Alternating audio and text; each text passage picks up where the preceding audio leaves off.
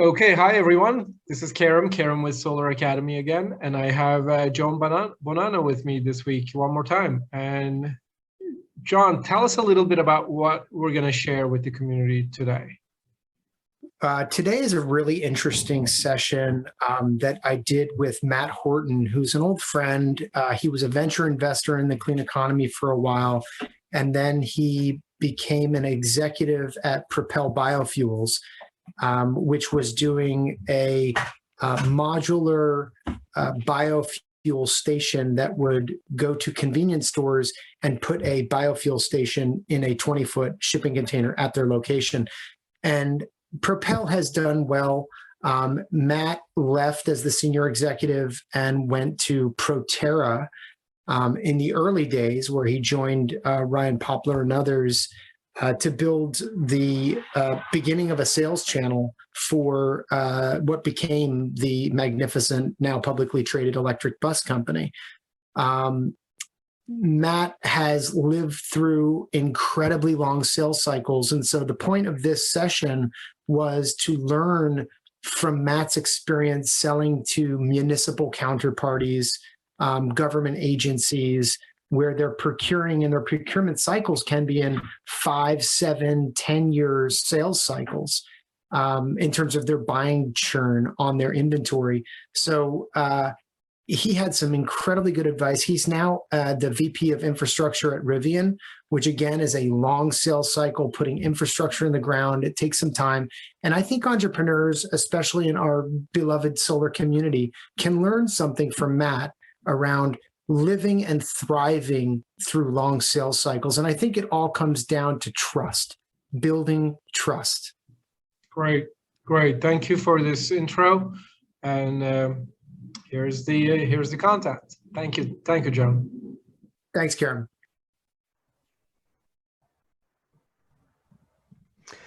Well, welcome back to another OpenOffice session. It is an incredible pleasure to welcome an old friend of mine who I've known for probably a decade and a half in this wonderful clean economy of ours. Matt Horton, I welcome you to OpenOffice. Thanks, John. I appreciate you having me on. Delighted to be here. Well, it really is great because the things we're talking about today are definitely important to our global CEOs working on big challenges around the world, whether it be in energy or agriculture or water.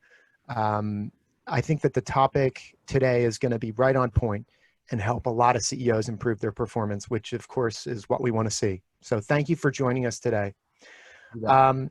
To give everyone a little background, as we always do at the start of each session, OpenOffice is a program of New Energy Nexus, a 501c3 nonprofit. And our goal is to support diverse global clean economy entrepreneurs be incredibly successful in solving our climate crisis problems. And we understand that not every one of them has, even if you have unicorns, there are a lot of different solutions that need to be successful in order for us to make it through this challenging moment. We are across the globe. We are in 29 countries around the world, but most importantly, our staff has grown now from 11 to 54-ish during the last 24 months, which is an amazing achievement, really driven by Danny Kennedy, our executive director, and Sherry Pittman, our former director. Our work usually falls into 4 buckets: launch, fund, accelerate, and scale. The OpenOffice program really fits mostly in accelerate around improving CEO decision-making and building emotional intelligence, and also building a nomenclature and education that an executive can use to improve the trajectory of their business. OpenOffice, as I said before, is a program where we're doing one-on-one coaching and mentoring sessions with CEOs around the world, but also we're creating this digital archive based on feedback that we get from CEOs. And in this case, it's going to be around how do you live through long sales cycles? And so we try to create compelling content from in-field executives that can say, hey, I went that way and that's a tough road, or try that way and it'll be easier path to success and faster, hopefully.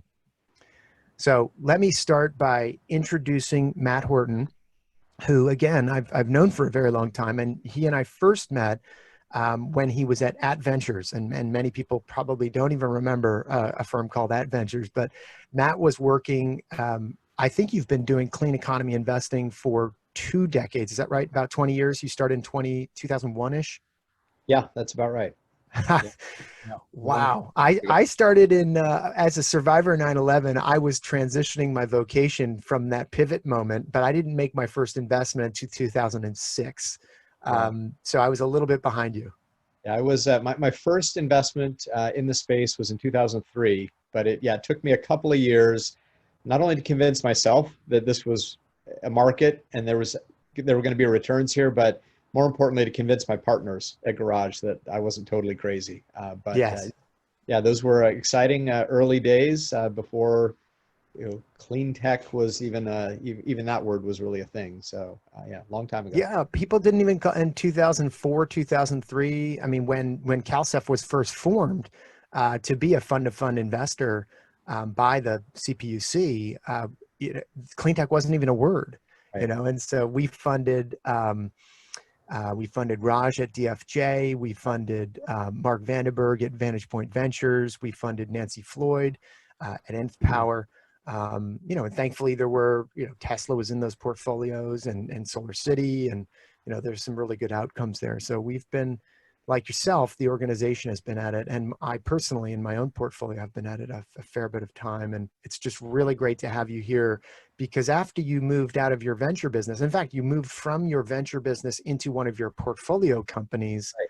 Propel Biofuels, which Yep. I was excited about. And I remember you and I talking about this. I was driving a 2004 Jetta Mhm. called BioWagon Yeah.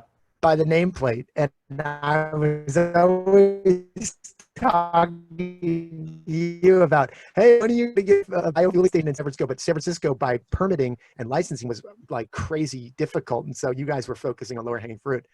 Tell me a little bit about Propel. I'd be glad to. Propel it was for me one of those companies as a venture investor that you have to be careful about, because it was a story that I just fell in love with from the beginning of it. We had met with a very talented, passionate early stage team. It was, I think, 4 people when we first met them.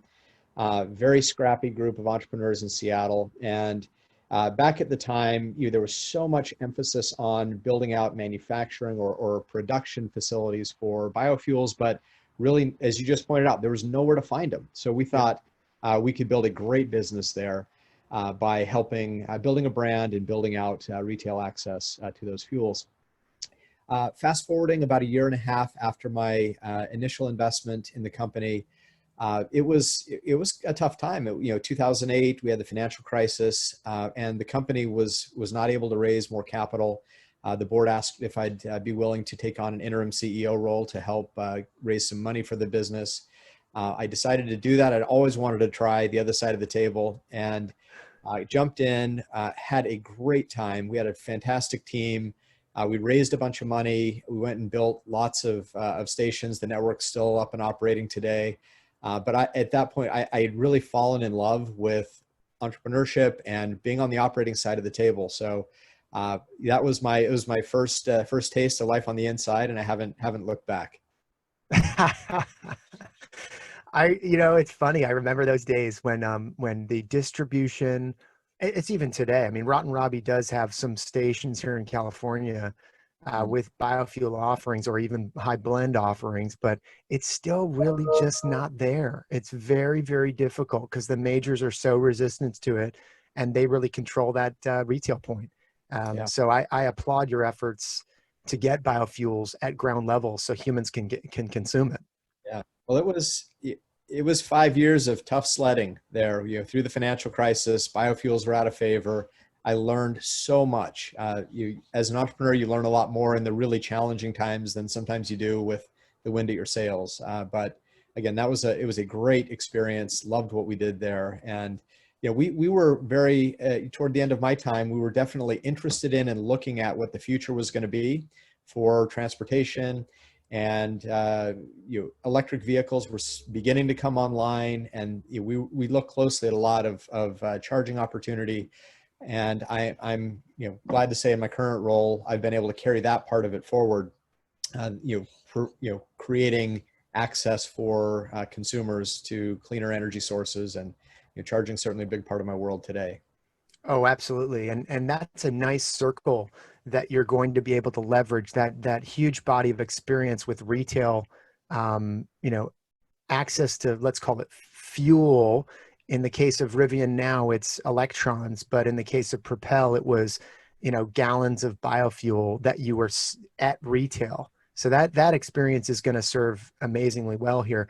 But you took a little jibe into something with Ryan, Yes, which I think you all came on at the same time. Did you not? we did. Yeah, Okay. yeah. Tell the story of ProTerra. Yeah, I like to give Ryan a hard time that I actually joined technically a week before he did, but I had known Ryan through the Propel experience, and this again just as lessons learned. Ryan, when he was at Kleiner Perkins, they were taking a look at Propel. We got very deep into the discussions. Didn't end up getting a check from them, but most importantly, built some great relationships with them along the way. And when I was as the CEO, I joined him at that time to help build the company, build the commercial side of the business. It was a different world back then. Now it seems like transportation electrification for public transit, buses, seems like everybody knows that's a thing, and that's the future. That's what's happening. Back in 2014, it was not the case, and I like to remind people that we sold 9 buses that first year that I was there. So it was very, very tough to get people interested at that point, but very gratifying over the nearly 6 years that I was there to see how fast that market has been adopting, and what a driver for change public transit has become. From those first handful of buses that you all sold at ProTerra, what was the delivery timeline? Like, what was your sales cycle at that point to get those 7 units sold? And then what was the delivery time frame? Yeah, so there are really 2 pieces of it. One is the sales process, to go through the entire procurement with a public transit agency. That at minimum would be at least 12 months. More likely, just the process would be about 18 months. And then for some of the customers, it was years and years of consistent engagement with them before they got to the place where they were ready. But even once you sign the deal, you've still got, in most cases, 12 to 18 months before you deliver the product. So Right. that entire process before you get paid $1 from a customer was many, many years back then. Right. And then they're not going to reorder until they have 12 to 24 months of runtime on the device in the field, and this sort of experience kind of buying doesn't kick in. So you're 5 years into it before you can get real repeat orders at high volume. That's absolutely right. And Yeah. we'll talk today about some of the real benefits of that. What the things that are so hard in the beginning really become great once you're in. But yes, it takes a long time to build the relationships, get to your first deal, deliver on it, give them time to experience the product, and then get to a repeat purchase from them. So Just to repeat those metrics for certain CEOs looking to make these big structural sales changes, 3 years from the start point to the close of sale is not unheard of. And then in order to get repeat business, they're going to have to experience the product for a period of time that a municipal procurement person is comfortable making a scaled order. So that's another 2 years. So you're talking 5 full years. Okay, that is a real lesson. No, it's a very important lesson. And whether it's ag or water or energy or transportation, all these are slow-moving conservative businesses that require very, very certain steps in the process. But then you were recruited to Rivian. maybe it was the vision, maybe it was the people, but what drew you away from ProTerra? Because they're still on a trajectory that is amazing. Yeah, ProTerra is a great company. We built a fantastic team there. They're executing incredibly well. Just my own strongest interests are joining companies when they're still figuring out the go-to-market and product development, product plans. In Rivian, I found another company that, while in some regards is incredibly mature in terms of the vehicle production plans and the technology for the vehicles, there's a big task there around energy and charging that was still relatively nascent. So for me, it's again, what I love is digging in, making sure the product plan's right, building the go-to-market path, and then building a team to execute. And that's exactly what I found here. And to your point earlier, it does remind me a lot of the Propel days, going back to the consumer side of the world, being focused on how do we enable more people to participate in this zero emission transportation revolution. So whether it's public transit, that zero emission story is awesome for a lot of people out there. Rivian and other EV passenger car vehicles are serving another big segment. So that's been a through line for me in my career, is just the excitement I have about helping people get where they need to be and doing it in a zero emission way.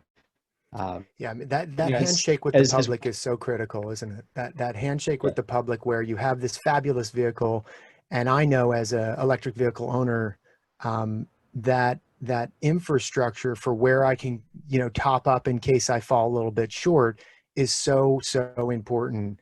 I was speaking with an infrastructure investor, a yield infrastructure investor, that has fairly low expectations, but I guess LPs want to get that kind of yield, but he wants no risk, right? He's like, no risk.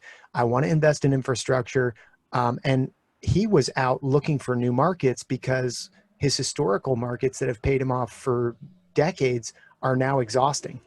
And so he's like, okay, I got to find new markets. And one of the things he's really interested in, and I said, rightly so, is fleet changeover, fleet vehicles, passenger, light duty, heavy duty, not heavy, medium duty. This fleet turnover is going to be a yield machine. And he was saying that major fleet managers are already making a TCO decision today in transition, total cost of ownership transition in their fleets away from ICE, internal combustion engines, to electrification today. And we're not at $100 a kilowatt hour yet. No, it's absolutely true. And in some markets, and this is why for me, ProTerra was such an interesting opportunity. In some markets, it's been that way for several years. In fact, when you look at big heavy vehicles like city buses, the incumbent vehicles are incredibly inefficient. They get maybe 4 miles per gallon on diesel. And you can bring a vehicle to the market that can carry 70 people and do that at 20, 25 miles per gallon equivalent. There's a massive, massive fuel savings there. And then when you add on maintenance and other, it's been the right decision financially for transit managers to make for some time. And again, what the bus industry may lack in the sex appeal of an electric sports car, it definitely makes up for in terms of just having a great underlying economic model to it. Those economics are incredibly compelling to any municipal buyer, what you just said. I was in Quito, where they have only diesel. It's all these Mercedes-Benz old diesel. The economics are not only compelling, but the livability of the city, it becomes really impossible when you have these diesel fuel, and Quito's up and down. So really hard up hills, grinding up the hills, and the pollution is incredible. Yeah. So you're making your habitat inhabitable. You just have to leave. Yeah, it's amazing. Obviously, the air pollution is a huge issue, and with older vehicles like that, you can see it coming out of the tailpipe. But doesn't get as much attention. But the noise pollution from all of those heavy diesel vehicles in an urban setting, it's incredible when you can start to remove those vehicles and all the diesels and quiet them down with electric, how much more livable a city can be. So I 100% agree. Yeah, I mean, looking back at your 20-year career in this sector, what's sort of the one thing, knowing that the community that's going to be viewing this is our CEOs that are currently managing an active P&L and looking at capitalizing their balance sheet and looking at their sales channel, go to market, product market fit, all the things that is the concern. What are the what's the one pearl that you would just sort of say, you got to remember this? What's that thing?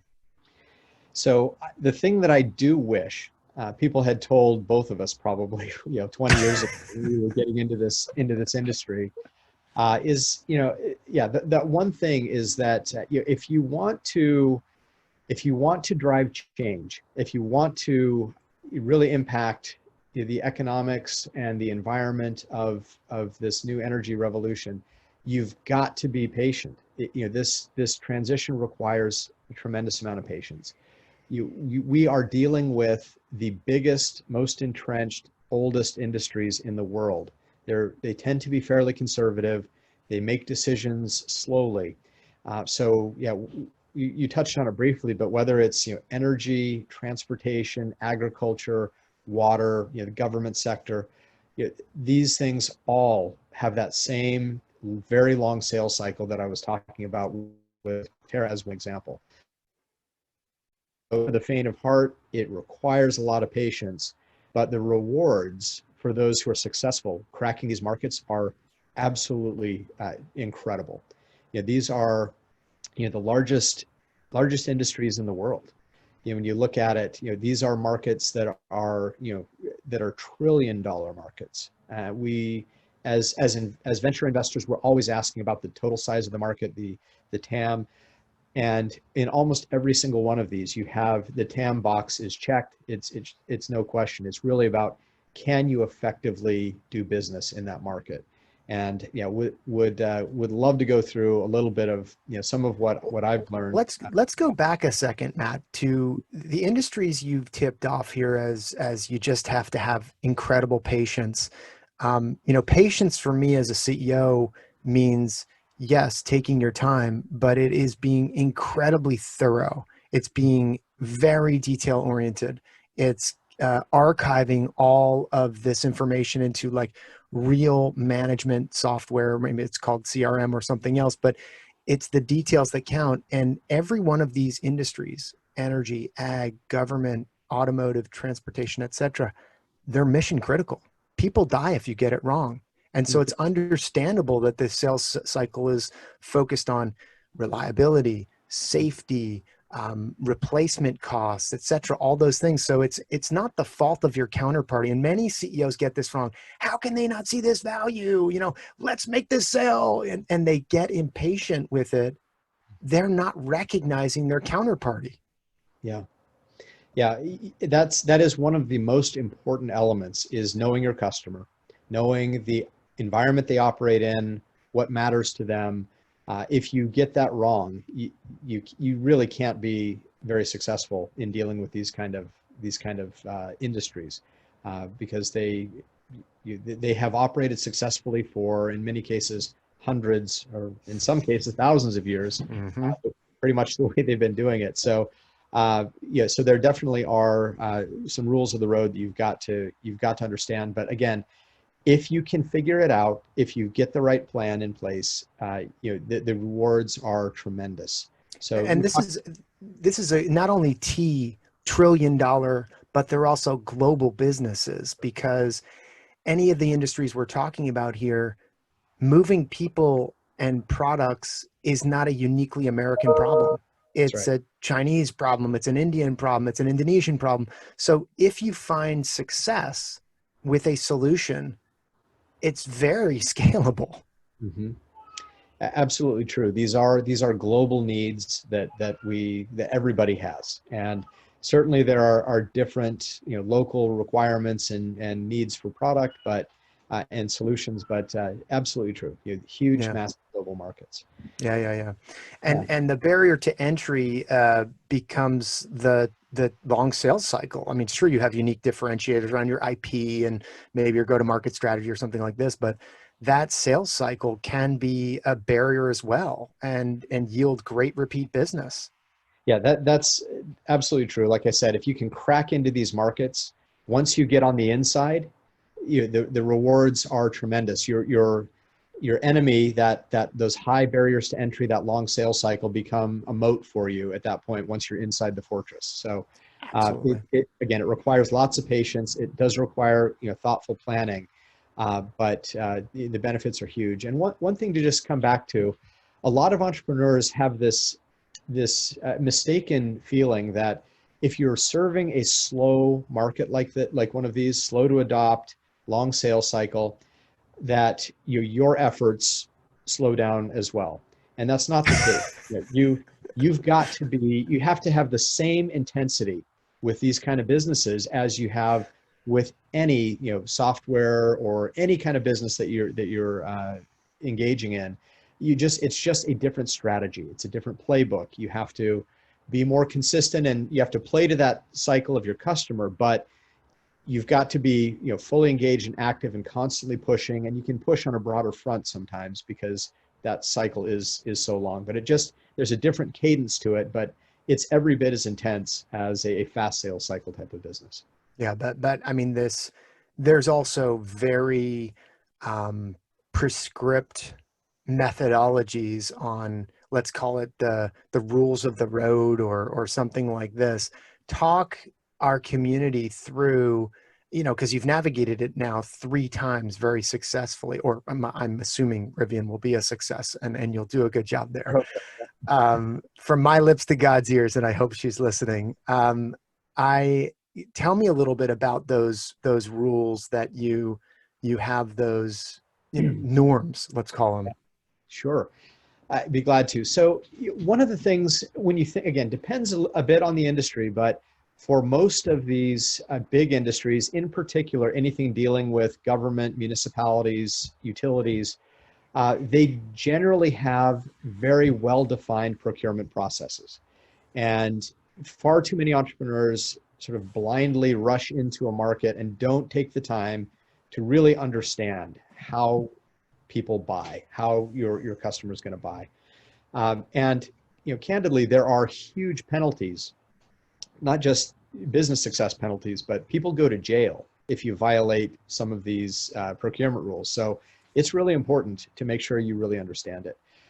One thing that I want to talk about is, in some of these, especially government processes, there are different types of procurement. One that we love to talk about are sole source procurements, where they don't have to do a big, extensive RFP.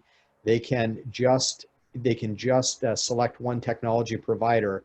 Usually that takes place when it's a new market.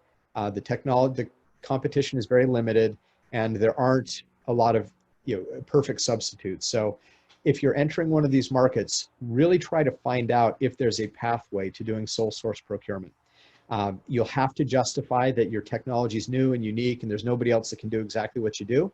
But that I have found that's probably the best way to at least get started with some of these customers. And then this kind of sales cycle, because it takes so long, one thing I want to make sure that we don't forget about is you really have to be thoughtful about the long game that you're playing. So in terms of the strategy you set up, in terms of the kind of people you bring into your organization, but most importantly, in terms of the way that you capitalize the business, you've got to make sure that you're going to be in it for the long haul. Because as we talked about, you may be 3 or 4 years with a customer before you see the first dollar of revenue. So being clear with the investors you talk to, they'll be excited about how big the market is, but you've got to find investors that are patient capital, that know it's going to take a while to develop. And then you've got to work like crazy to shorten that cycle, but you've got to have planned appropriately. Well, I think you also, as we like to say, this isn't a venture or die business.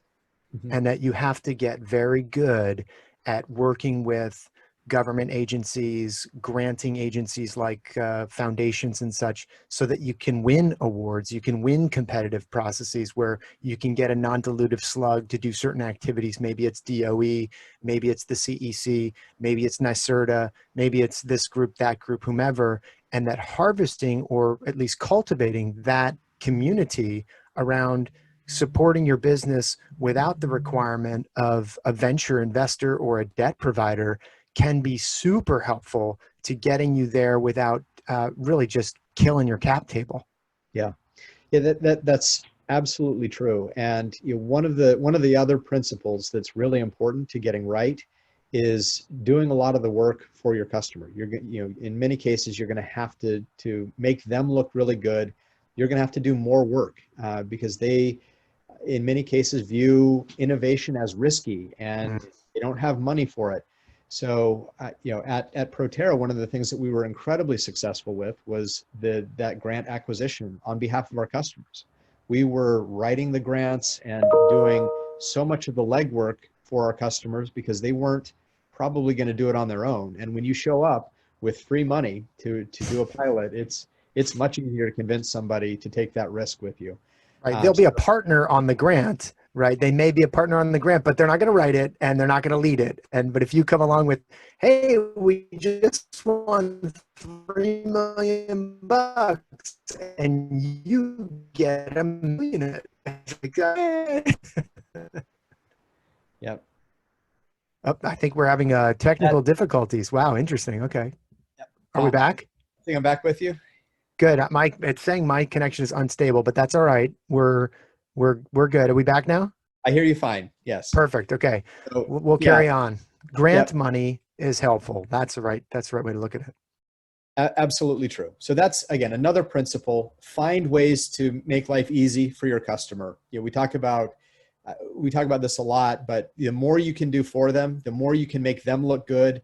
If you can provide them with the answer to the test or do their homework for them so that they can take the great work you've given them and walk it down the hall to their boss and say, look at this great body of analysis and research and work that is done, that makes them appreciate what you've done, but it makes it a lot more straightforward in terms of convincing their decision makers. So I'm a big fan of trying to make your champion within the organization, make them look really good, do their homework for them, but also people like attention. So if you can get them to be the case study at an industry conference or get them some media exposure, it doesn't cost you much, if anything, and it goes a long way to cementing that kind of relationship.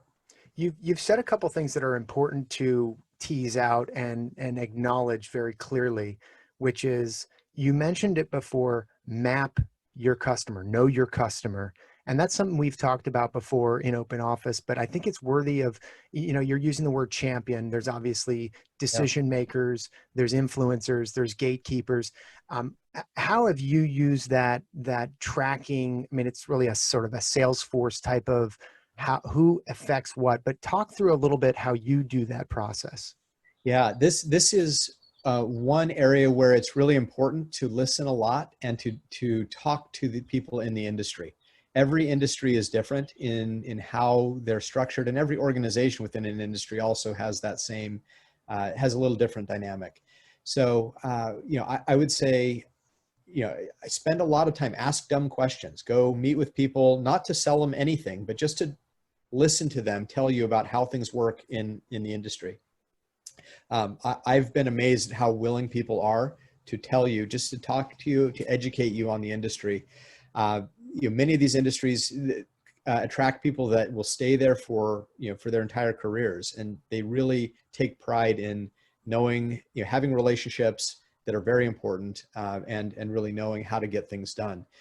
Something I will say is, you will most likely be very surprised at who some of those key decision makers and influencers are in these organizations. I will never forget my first RFP process at ProTerra. We got to do a tour of one of the bus facilities, and we went through the maintenance shop. We went and saw the operations folks. And then by the time we finally got to meet with the head of the agency to talk through our proposal, we were sat down in a great big room, and filed about 20 people into this meeting. And it was a lot of the people we had just passed in the hallways and seen on the maintenance floors.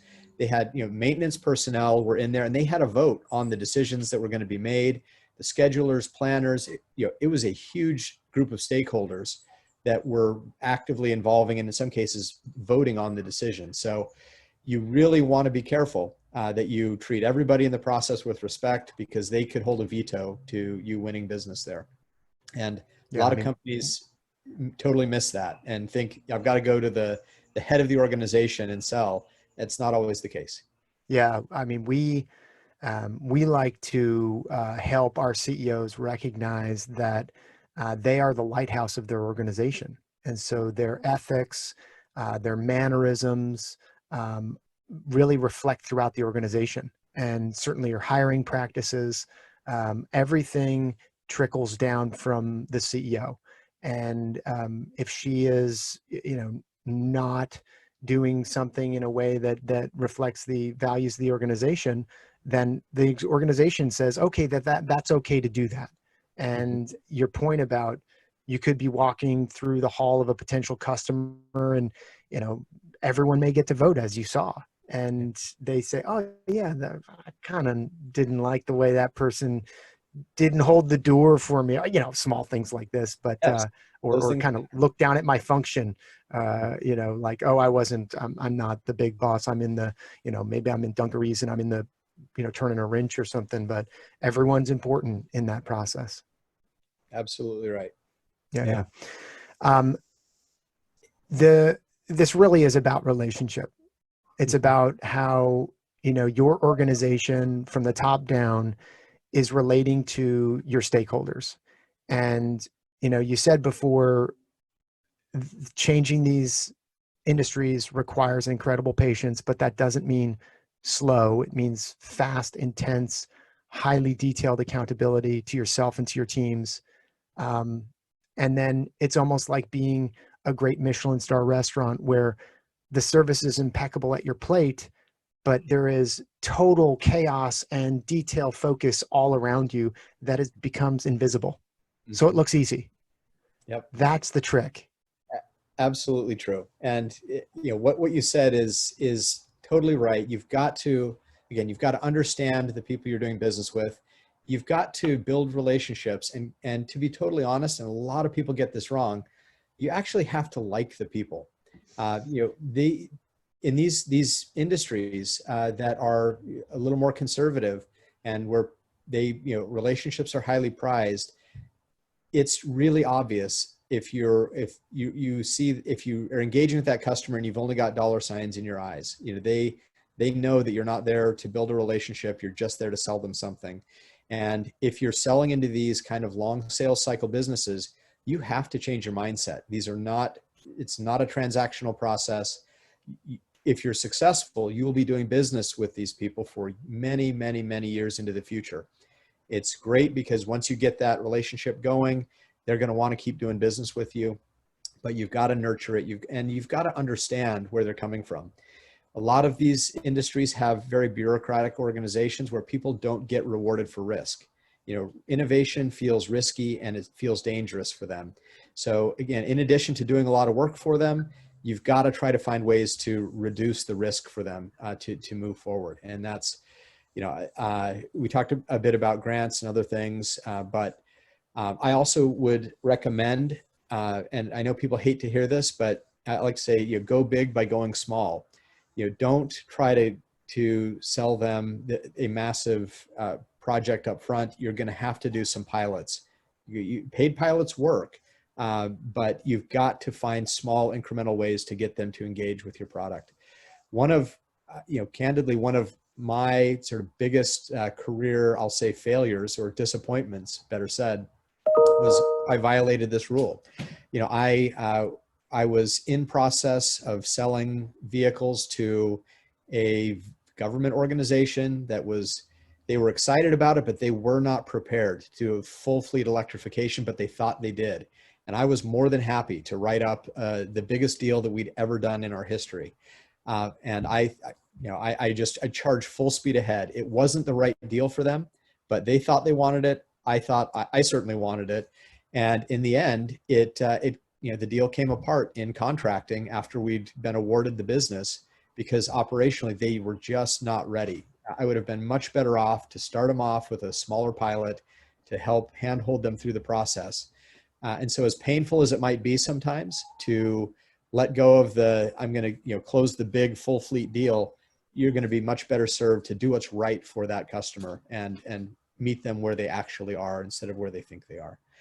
But that understanding your customer. That's a great point. Yeah. Yeah. That's a great point. That's a great point, and it's something that we also like to talk about, which is grants and awards, competitive awards, and who's the best this or that, and you can get those non-dilutive slugs, but doing a paid pilot with a potential customer at subscale is incredibly powerful and should really be the first step. I would also argue that non-recurring engineering contracts are a great way to create revenue. Joint development agreements are a little more actually quite a bit more complicated, but the same non-dilutive proof point for other financial participants, other capital pollinators, for example, that say, hey, this team is resourceful. They're creating revenue, albeit it's not like purchase order revenue. They're creating revenue to the organization to help them capitalize the balance sheet without me. And what if they get to that point of purchase order and the train's left the station? So it creates a bit of, this is a clever team. They're very resourceful. It's a storyline that builds and becomes stronger with the evidence that they're doing 3 paid pilots. When I checked in with the customers, they're all elated with the experience, not just the product or service, but the relationships that you mentioned before working with this team. It can create a very compelling story as to why other capital deployers or capital allocators want to be involved with your business. Yeah, and I couldn't agree more. And I love to push, and I always push people to get those paid pilots. Sometimes you have to plan in your business that you're going to need to do a couple of these unpaid because the relationships that your customer will have with others in the industry, especially if they're not particularly competitive with each other, are going to, again, it's going to lower that risk, lower that barrier if somebody else has done this already. So, finding the smallest possible ways to get in there, just get some level of traction, that's going to lower that risk for everybody and make it easier for them to adopt. Yeah, that's a very good point to finish on. It's actually 2 points that I'll close with. Is financial planning for these long sales cycles is critical, and patience does not mean putting your feet up watching TV on the sofa. It means diligence, detail, extreme hyper activated, but not pushing your customer. Paid pilots, NREs, joint development agreements are a great way to capitalize and get proof points in small chunks rather than sort of going for the big trophy right out of the gate, and playing the long game. I mean, these are long, incumbent, conservative industries. And if we are going to get the change we seek on decarbonization across everything, transportation, built environment, industrial heat generation, et cetera, it takes these skills. And that's why I think this conversation has been so important. And I want to thank you, Matt, for imbuing this wisdom, sharing it with our community, and the work you're doing at Rivian. Like, charge, brother. You got it. Well, I hope this is useful to all the entrepreneurs out there, all the CEOs that you're helping. And this, again, it requires patience, but it's absolutely worth it when you can make real inroads into these industries. So I wish them all success. Yeah. Well, thank you so much. And we'll have this posted up soon. Be well, Matt. Great. Thank you, John. Great to connect. Bye-bye.